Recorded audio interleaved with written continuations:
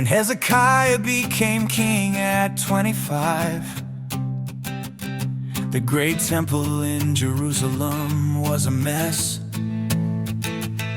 It had been locked up and left to gather dust, filled with things that didn't belong there. But Hezekiah didn't wait. In his very first month, he threw open the doors and called a meeting. 2nd Chronicles 29:119 tells the story of the ultimate spring cleaning. The call to action. Hezekiah gathered the priests and helpers and said, listen, our ancestors turned their backs on God, and the temple has become a dark, lonely place. It's time to make things right.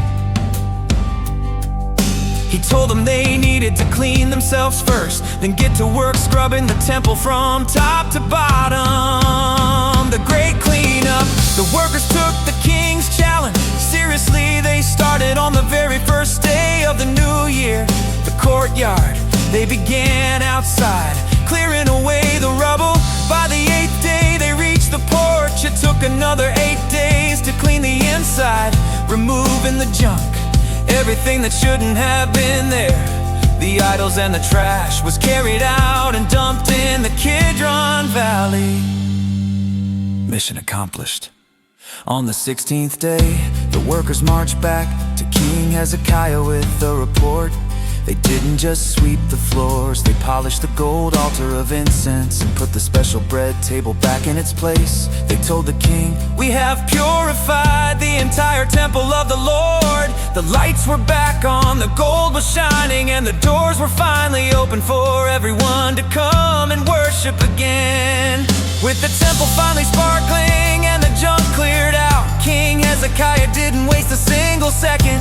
He woke up early the next morning, gathered the city officials, and headed straight to the temple to celebrate. The Chronicles 29:20-36 describes a celebration so big it could be heard all over Jerusalem. The grand reopening. The king brought a massive amount of livestock, bulls, rams, and lambs. This wasn't just for show, it was a way to say we're sorry to God for the years the temple was closed, and to start fresh with a clean slate. The priest offered the sacrifices on the altar of the Lord, signaling that the friendship between the people and God was restored. Hezekiah knew that a celebration needs music. He brought back the Levite orchestra. Cymbals, harps, and lyres filled the air. As the sacrifices began, the priests blew silver trumpets, and the singers began to belt out songs of praise written by King David. The whole assembly bowed down in worship. It wasn't a quiet service, it was a loud, joyful explosion of music and gratitude. When the formal ceremony ended, Hezekiah invited everyone to bring their own thank you gifts. The people were so excited that they brought 70 bulls, 100 rams, and 200 lambs. In fact, there were so many animals that the priests couldn't keep up with the work, and their cousins had to jump in to help. The Bible says that Hezekiah and all the people were so happy because God had changed the hearts of the people so quickly. What started as a dusty locked building ended as a place of pure joy in just over 2 weeks.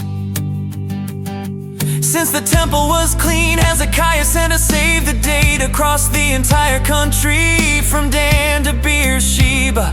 Hezekiah even sent letters to the northern tribes, inviting them back to Jerusalem for the biggest Passover anyone had seen in generations. 2 Chronicles 30 tells the story of this massive family reunion. Usually Passover happened in the first month, but they weren't ready in time. Hezekiah decided it was better to be late than never, so they scheduled it for the 2nd month.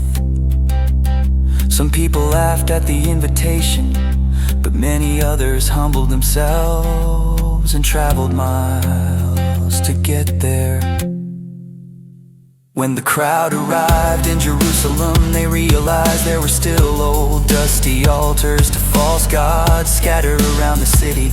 The people tore them down and tossed them into the Kidron Valley, just like they did with the temple trash. So funny thing happened.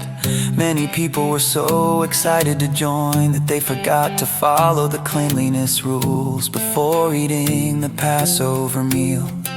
Instead of getting angry, Hezekiah prayed, "May the good Lord pardon everyone who sets their heart to seek God." God heard him and blessed the people anyway. Whoa.